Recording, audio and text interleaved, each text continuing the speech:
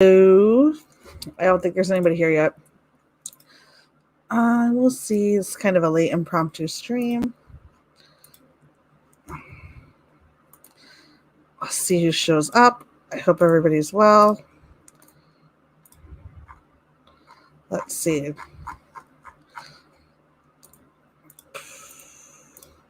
Let's see who's here.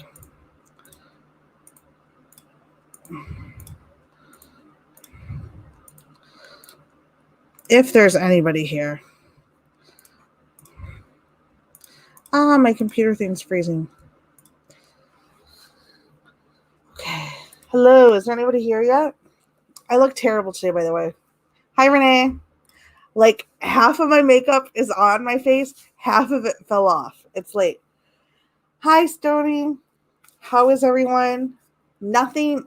I can't believe my makeup. Hi, Ellis. I keep messing your streams. Ellis started streaming.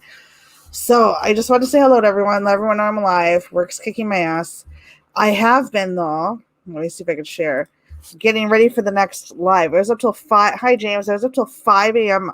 in the morning on Sunday. Writing this. So I wrote this many pages on the next. These are all my notes I took for the next YouTube video. Oh, God, there's so many. So I'm writing it on. Our next video is going to be on Aum Shinrikyo, which was the Japanese cult behind the 1995 Tokyo subway attacks in Japan. That's crazy, Stony. I hope you and your family are safe. Is it like forest fire?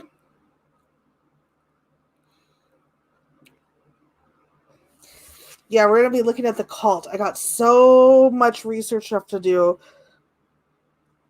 So, and mine's going to be a lot more in depth because you can look up videos on Aum Shinrikyo on YouTube. There's plenty of them. But mostly it focuses on the shock factor. People want to hear about the actual crime.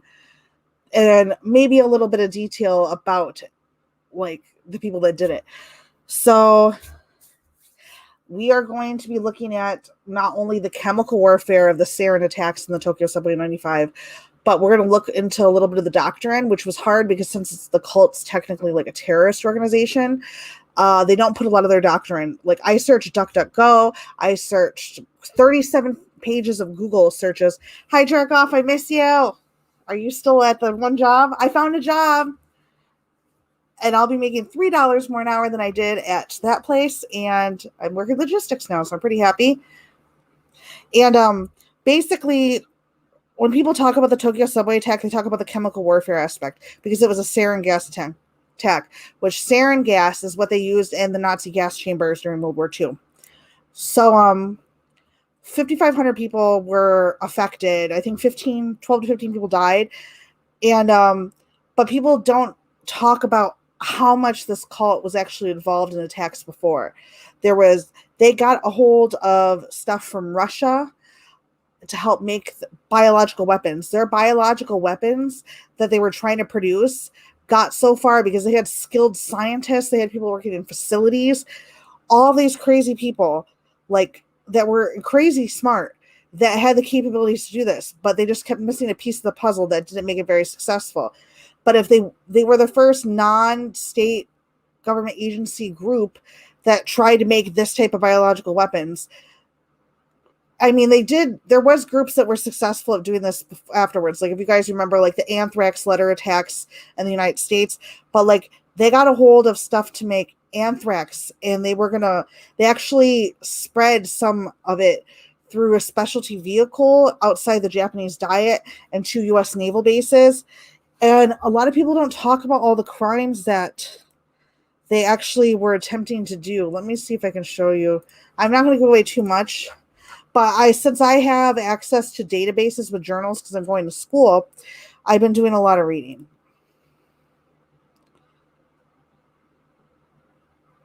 It's going to be a long one because there's so much. Like if we didn't know, they rebranded their Aleph. They're still active in Russia. The Russian government during the late 80s and 90s, they gave Shinrikyo AK-47s, a military helicopter. They gave stuff to help make and manufacture their own automatic weapons.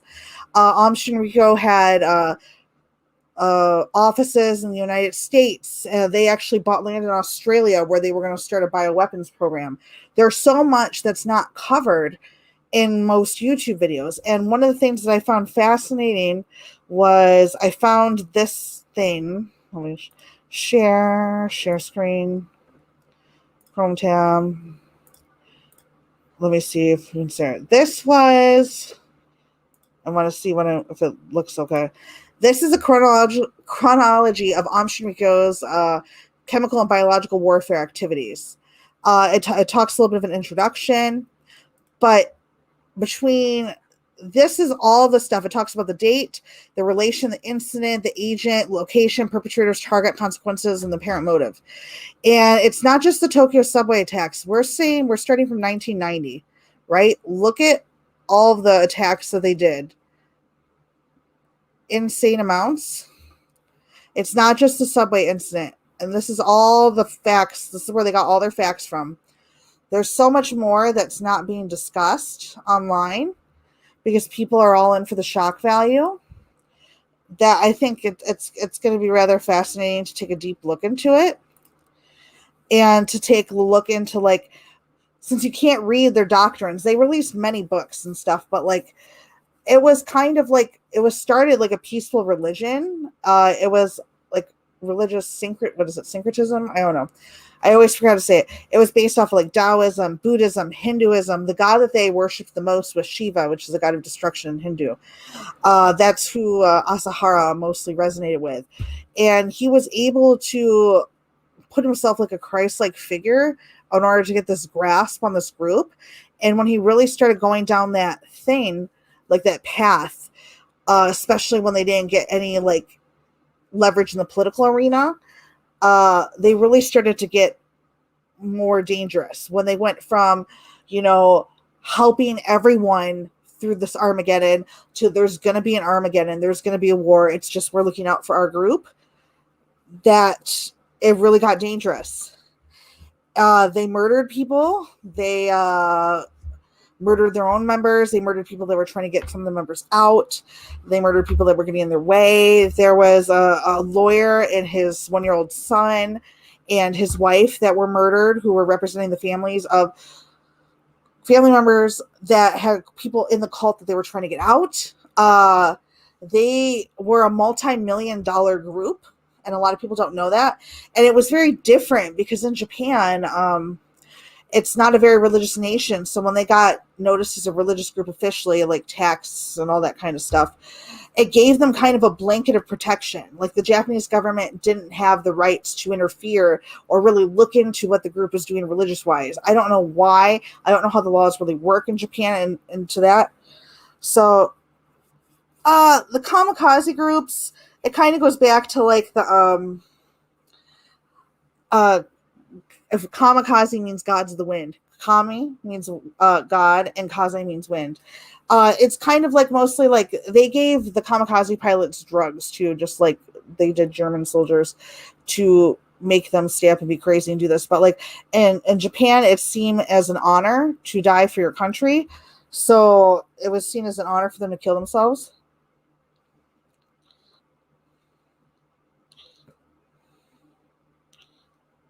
Also, Asahara, who was the head of Shinrikyo, actually met with the Dalai Lama. He was very into Tibetan Buddhism, Mahayana Buddhism. There's two different vehicles of Buddhism. There's Theravada and Mahayana, smaller vehicle, bigger vehicle. So I'm going to discuss a little bit about like the different religions that made up the core foundation of Shinrikyo.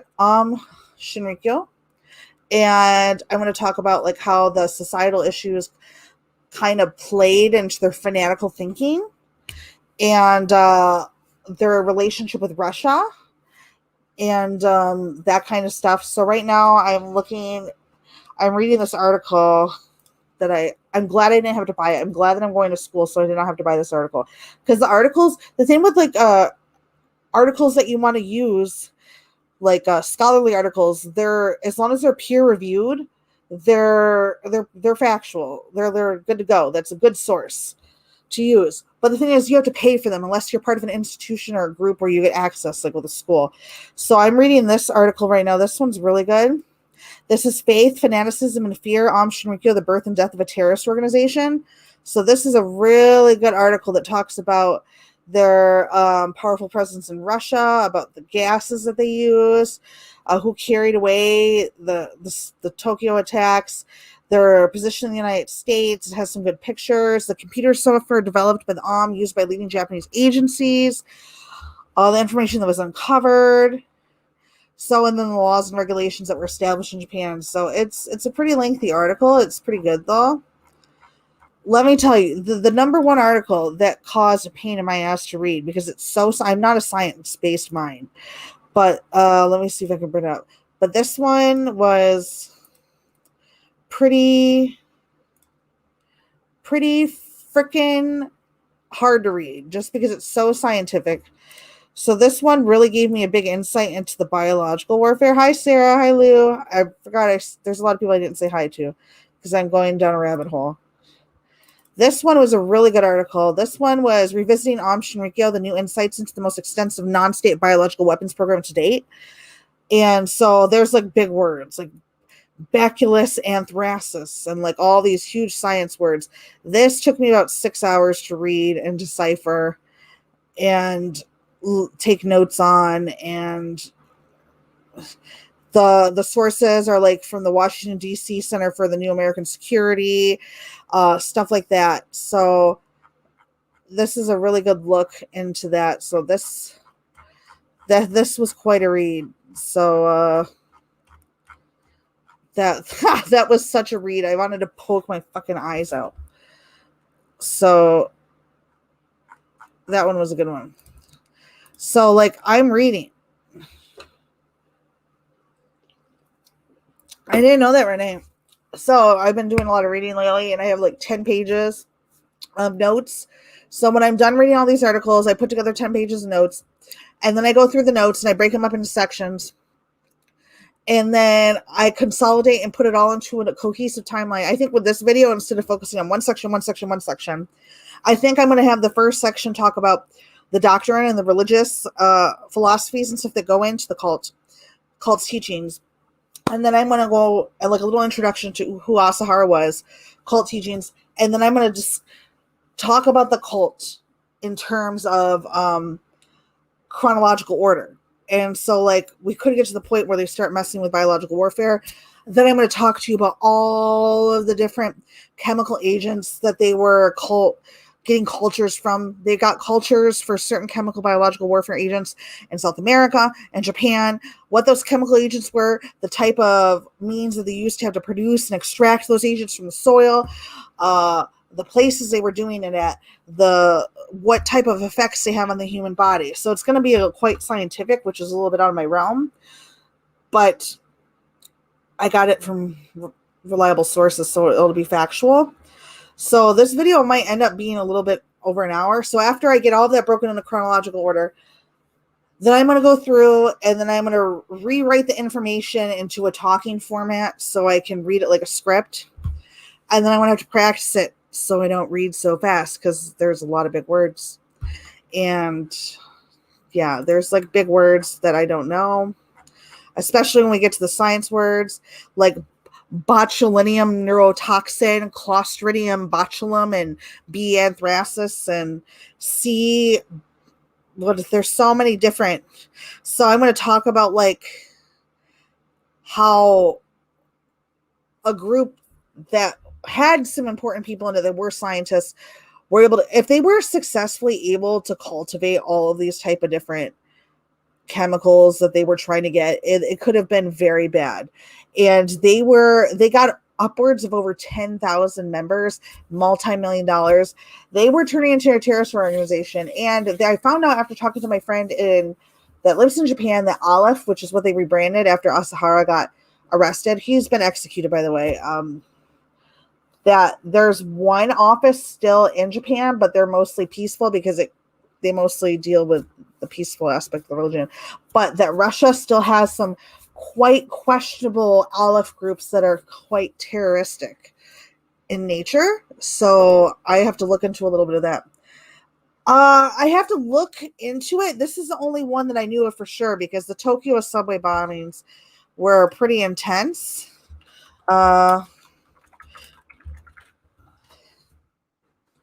Because just reading you a little, I'll read you a little bit about the gas that was released in the Tokyo subway during rush hour. And rush hour during the subway is big. Like they have people that are hired on just to push people into the fucking trains to shut the door because there's so many people. But a little explanation into what the gas is. Sarin is a colorless, odorless, and tasteless. It is highly toxic in both liquid and vapor states. It mixes easily with water, making it an especially dangerous threat if mixed with drinking water. Sarin is created through the combination of several chemicals which may be purchased commercially with little difficulty in a particular sequence. It was developed in Germany in the 1930s as a pesticide and was later used in gas chambers at Nazi death camps. According to the U.S. Environmental Protection Agency, sarin can lead to the death within 1 to 10 minutes of inhalation. It is 20 times more deadly than cyanide, and even a tiny dose of sarin can be deadly. Sarin prevents the body from regulating nerve impulses, which leads to continuous stimulation of glands and muscles and eventually system fatigue and loss of bodily functions. Early signs and symptoms of sarin exposure include runny nose, difficulty breathing, pinpoint pupils, eye irritation, and blurred vision. Later symptoms including drooling, sweating, coughing, and chest pain, diarrhea, confusion, drowsiness, and weakness, headache, nausea, and vomiting. Those exposed will convulse, fall into a coma and paralysis, and suffocate if intervention is not provided very quickly. Antidotes for sarin exposure exist, including atropine and oximes, but they must be administered quickly to be effective. So if you think of a country like Japan, which has a very low crime rate, especially during the 80s and 90s, after talking to my friend who lived in Japan, he was in high school when this attack took place, he said the first people on the scene to the Tokyo subway attack was police officers who were not trained. So if you think that you have 1 to 10 minutes to get an antidote for a sarin gas attack, it was fast, quick, people were dying. And that's... Yeah, I heard the Christian megachurches in South Korea are kind of suspicious. So, like, it was pretty intense. And if you look through some of the photos, let me see if I can get it. Boop, boop, boop, boop, boop. If you look at Tokyo, so let me get to the images. So there was 5,500 people that were affected some way, that were directly exposed to the sarin. People passed out. 12 to 15 people died. I'm surprised it was that low. I know that's sad to say, but like if you look through some of these pictures, they're pretty haunting. So warning pictures. So if you look through some of these pictures, there was people that were outside that were having difficulty breathing. This affected so many people.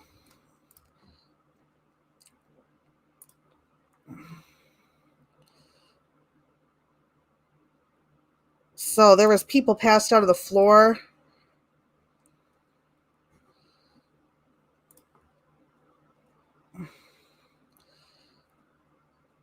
This woman here has been bedridden since the attacks in 1995. She died at age 56. There's some people that are still severely, like if you look at the news for this, victims kin still grieving 26 years after. Third of Tokyo subway sarin attack victims likely still suffer PTSD. Yeah, and then something interesting that my friend in Japan told me was that Asahara had a daughter who's in her 20s now, and she's a normal girl, has a hard time separating. She said her father, I guess he said that they did an interview with his daughter, and Asahara's daughter said that he was a very loving dad. She didn't have any inclinations to this evil side that and stuff that he is accused of, but she was very young. I mean, she's very young, like she's in her early 20s or something now. So we're talking 95. She was a baby. So but she says it's very hard to separate the man that he turned out to be and the man she knew, which I mean anybody would have that type of hard time separating it. So K-pop is good.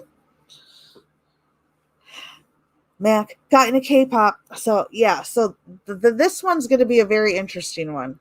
So it's going to be one that you're going to want to like really listen to. It's going to be a biggins. Probably an hour. I'll have to look into if there's many cults. So yeah, that's the research that I was up till 5 a.m. on Sunday looking into.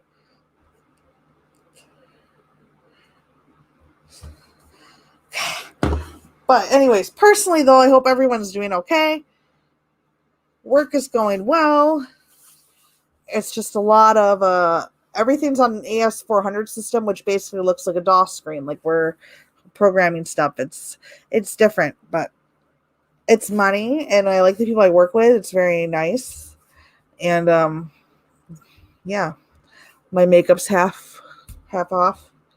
So I'm glad everybody came here and listened. I hope some of the stuff I talked about was interesting because the video is going to be good. I haven't gotten much of the video done yet. I would show you a preview, but every time I try to do a preview, my freaking everything like freezes. I'm wondering if I could do a preview on my phone.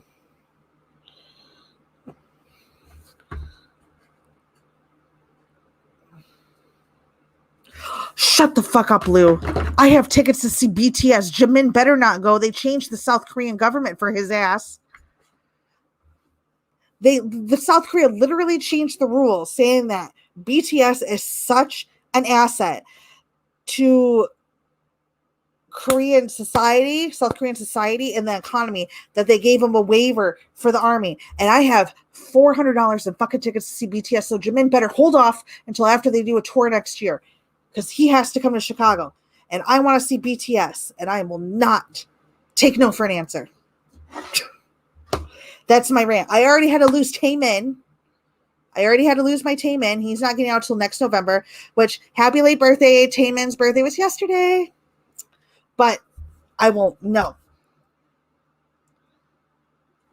Weird fact, I hate feet, lad to dad. I have a feeling that this is a bad thing about to happen.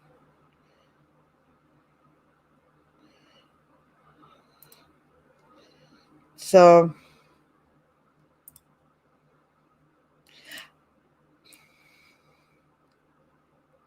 yeah.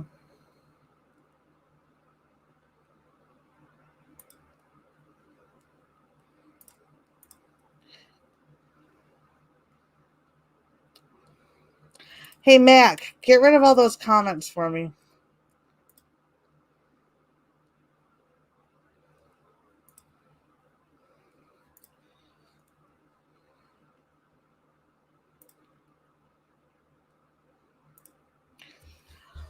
Well, unfortunately, I think it's probably time to wrap this up.